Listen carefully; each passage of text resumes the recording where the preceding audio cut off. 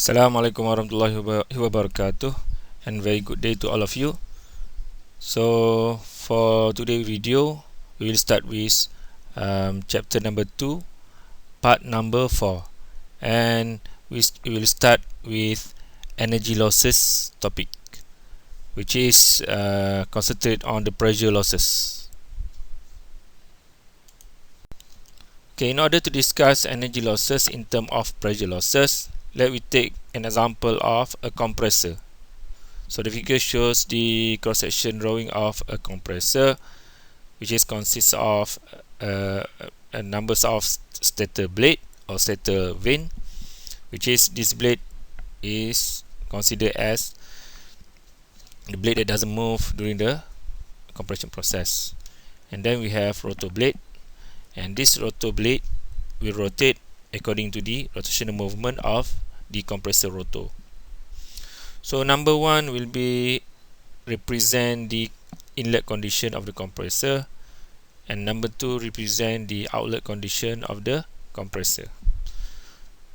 Okay, let's concentrate on the what I call the process involved with specific rotor, which is we want to see what I call the specific pattern of flow at the few blades on the rotor. So let just take 2 blade of the compressor for the example. So if you refer to the figure schematic diagram, the schematic diagram consists of 2 identical blades that we can call as the cascade blade. So condition number 1 represent the inlet condition of the fluid or inlet condition of the cascade. Point number 2 represent the outlet condition. So P1 shows the pressure value at the inlet, P2 shows the pressure condition or pressure value at the outlet. So the red color lines represent the laminar flow of fluid that flow through the rotor blade. And for the condition, because the flow is laminar, so we consider that for this case or for this condition, we will have minimum losses during the compression process.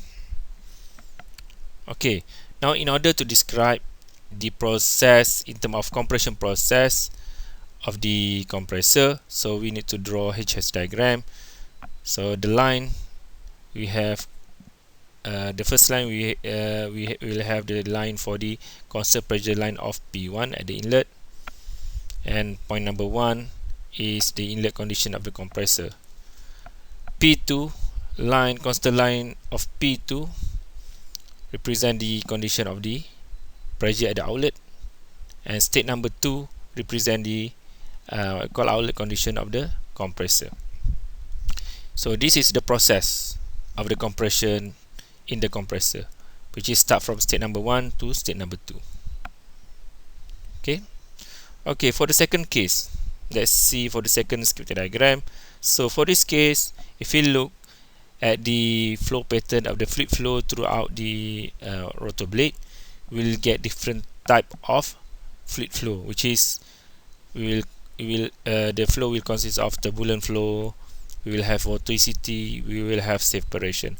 So this kind of flow will cause high energy losses, and these high energy losses actually due to various type of losses, such as profile losses, annulus losses, secondary losses, and also the leakage losses, as we discussed in previous slide. So due to this different type of losses, so we will get pressure at the outlet lower than the pressure for the first case with minimum losses. So for the high losses case, so we get lower pressure at P2 prime due to the losses that occur during the compression process, and we will get what I call new outlet condition, which is referred to the 2 prime condition at the outlet. And the difference between P2 and also P2 prime actually equal to delta P naught, which is refer to the total pressure loss. So this parameter of delta P naught will describe the losses that occur during a process, whether the compression or expansion process. Okay, so we need to understand that when we have the value for delta P naught, so the value will give you the amount of losses that occur during a specific process. Okay, just now we already discussed about the introduction or the definition for the total pressure loss, which is referred to the delta P naught. So now in this slide I will explain about how to derive the equation for delta P naught, so that we will get a specific value of energy losses for the certain process in a turbo machine or in the cascade blade. So as I mentioned before, a real fluid crossing the cascade experience a loss in total pressure delta P naught due to friction and related effect or losses. So in order to understand the statement, so we take what I call this schematic diagram that we already learned before. This diagram which shows the control surface of the cascade blade.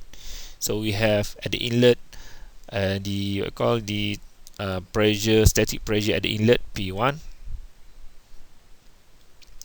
Okay, so due to the compression process, if we take the schematic diagram as the schematic diagram for the compressor, so we'll get the outlet pressure of P2. Okay, due to the friction or due to the different type of losses, so we'll get lower pressure at the outlet, where the pressure refer to P2 prime due to the losses. Okay, so now if we want to determine delta P naught, normally we need to conduct a cascade blade investigation in a wind tunnel. So the photo shows the arrangement of the cascade blade section in a wind tunnel. So in the photo we can see what we call the arrangement of the blade, and also we can see the L-shaped metal, where this L-shaped metal actually is the sensor to measure the fluid velocity and also pressure at the trailing edge of the cascade blade, or at the outlet condition of the cascade blade. And also in the photo we can see numbers of holes. So these holes actually will use to insert specific sensor to measure the surface condition of the blade, such as the stagnation pressure, static pressure of the surface, and also maybe the temperature of the surface. So depend on the requirement of the investigation.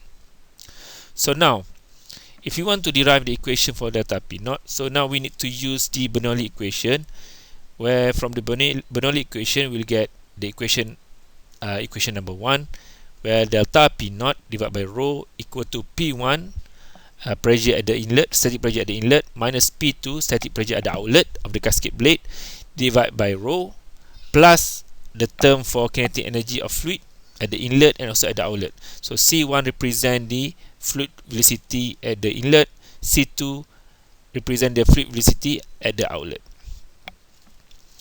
Okay, if we focus at the term for the velocity of the fluid, C1 square minus C2 square, and implement what I call the Pythagoras theorem based on the triangle that shown in the slide. So C1 can be replaced with C1 square equal to C2 square equal to this term. So C1 square minus C2 square can be replaced by using this equation after we implement Pythagoras theorem, where C1 square minus C2 square equal to bracket CY1 square plus CX1 square minus bracket CY2 square plus CX2 square equal to CY1 square minus CY2 square. Further, if we implement the trigonometry principle, where tangent alpha equal to CY divided by CX, so now C1 square minus C2 square is equal to CX1 tangent alpha 1 square minus CX2 tangent alpha 2 square. So now focus at CX1 and also CX2 terms, where if you look at the velocity diagram of the cascade blade, so the CX1 equal to CX2 equal to CX according to the continuity equation that we apply to the velocity diagram. So instead of CX1 and also CX2, we just use CX. So we'll get this value.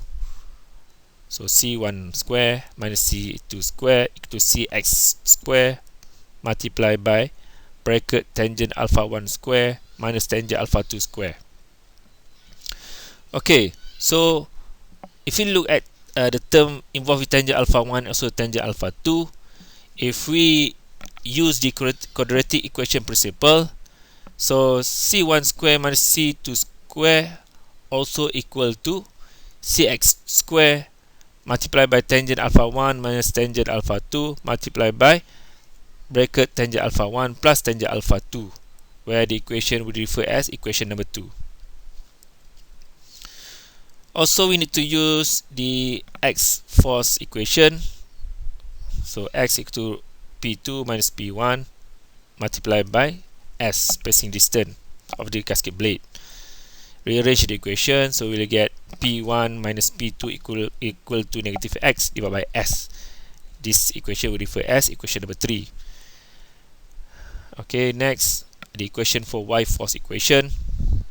Y equal to rho S Cx square tangent alpha 1 minus tangent alpha 2. Rearrange the equation, so we'll get equation 4, where the equation 4 state that Cx square equal to y divided by rho S tangent alpha 1 minus tangent alpha 2.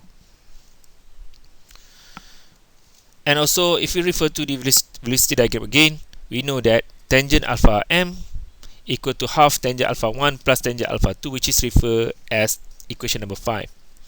So now, in order to obtain the formula for delta P naught, total pressure loss, so we need to substitute equation 2, equation 3, equation 4, and also equation number 5 into equation number 1, where we have here equation number 1. So for terms P1 minus P2, we need to substitute with equation number 3, and the term for velocity of fluid at the inlet and also at the outlet, we need to substitute with equation number 2.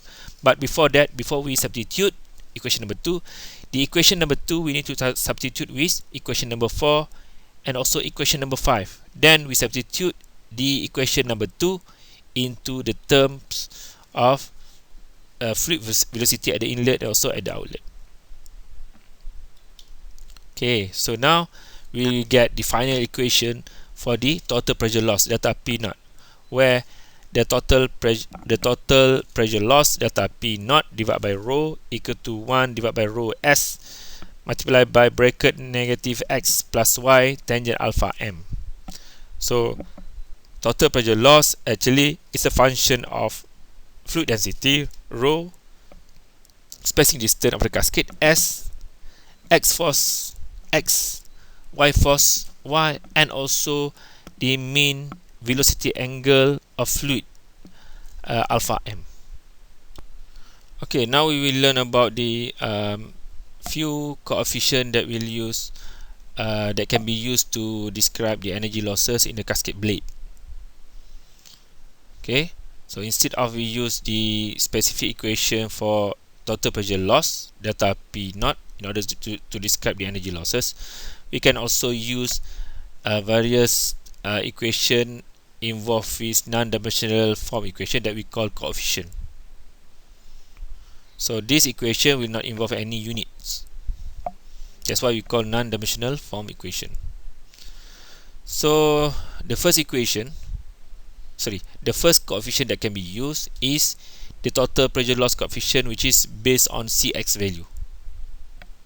So we have zeta equal to total pressure loss coefficient equal to delta P naught divided by half times density times Cx square, equation number 2.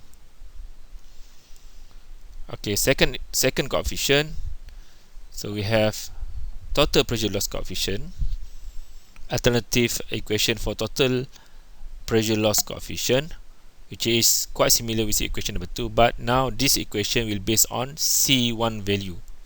So we have total alternative total pressure loss coefficient, which is represented by omega bar, equal to delta P naught divided by half times density times C1 square, which is equal to equation number 3. Okay, the third equation that can be used also to describe the performance of the cascade and also the energy losses of this cascade is the pressure rise coefficient, which is based on pressure rise delta P or the X force value delta X, the X equation. So we will have equation number 4, where pressure rise coefficient equal to Cp equal to P2 minus P1 divided by half times density times Cx square, also equal to X divided by half times density times spacing distance times Cx square. So the last coefficient that can be used to relate the energy losses is the tangential force coefficient, which is based on Y force equation. So Cf, tangential force coefficient, equal to Y divided by the half times density times spacing distance times Cx square, also equal to 2 multiplied by bracket tangent alpha 1 minus tangent alpha 2, and this equation we consider as equation number 5. Okay, so if we take the equation number 1 for the total pressure loss equation, and we substitute the term for delta P naught with equation number 2, and the equation will involve the total pressure loss coefficient terms, and substitute X with the equation number 4, and we will have the involvement of the Cp terms into the equation, and also replace Y with equation number 5. So this equation will involve the term of the Cf, tangential force equation. So after we substitute all this equation into the first equation, which is referred as the equation for total pressure loss, so we will get simplified equation that combine all the coefficient that we discussed just now, where we have Cp equal to Cf tangent alpha m minus zeta. Okay, example 2.3. Equation 1 is an equation for total pressure loss of a cascade blade. By using suitable equation, prove that equation 1 can be changed into coefficient form equation as shown by equation number 2. So what you have to do, I need you to try to derive or prove that from equation number 1. From equation number 1, you need to prove that Cp equal to Cf tangent alpha m minus zeta. Okay, again, in order to test your understanding, please answer the question below. First, the main reason. What is the main reason of delta P naught development? Number 2, what the differences between these two pressure difference, which is referred to P2 minus P1 and also delta P naught. Question number 3, if referred to below figure, which parameter can be measured by the surface sensor? So you have to answer the question by clicking the link provided in my blog. Remember that you need to know the password in order to open the link. The password was given throughout the video related to this topic. The clue also given in the link. Okay, that's all for part number 4. Assalamualaikum.